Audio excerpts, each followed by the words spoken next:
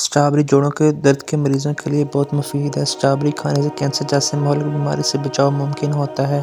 Strawberry کا باقاعدہ استعمال بلڈ پریشر کے مریضوں کے لیے دوا کا کام کرتا ہے۔ اسٹرابیری جوس کا پینا جگر کو قوت دیتا ہے۔ اسٹرابیری کے استعمال سے پھیپھڑوں کی نمی دور ہونے سے خشک کھانسی دور ہو جاتی ہے۔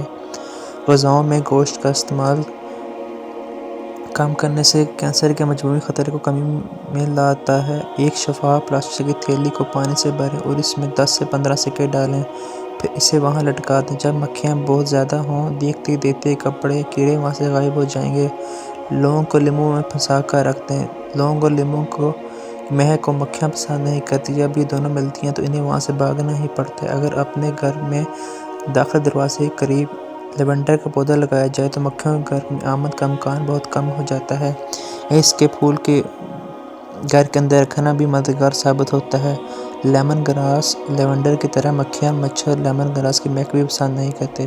آپ لیمن گراس کا تیل ان کیڑوں کو گوشت سے دور بھگانے کے لیے استعمال کر سکتے ہیں۔ حمل کے دوران عورت کا پیٹ غیر معمولی حد تک پھول جاتا ہے اور زچگی سے قبل آخری 3 مہینوں میں کچاؤ پڑنے کی وجہ سے پیٹ اور ارد گرد کی جلد پر اسٹریچ مارکس پڑتے ہیں۔ بچے کی پیدائش کے بعد جسم تو اصل نیچرل حالت میں آ جاتا ہے لیکن جلد پر پڑنے والے دھبے باقی رہ جاتے ہیں۔ حمل کے دوران ان نشانات کا رنگ سرخ یا نیلا ہوتا ہے لیکن زچگی کے بعد یہ جلد کی رنگت سے ذرا ہلکے رنگ کے ہو جاتے ہیں۔ اسکریچ مارکس کا رنگ جلد کی رنگت پر منحصر ہوتا ہے۔ اکثر خواتین ان دھبوں کی وجہ سے خود اعتمادی میں کھونے لگتی ہیں یا ڈپریشن کا شکار ہو جاتی ہیں۔ ایسا کرنا درست نہیں۔ یہ قدرتی بات ہے جو وقت کے ساتھ ساتھ ٹھیک بھی ہو جاتا ہے۔ اب تو کوئی ایسی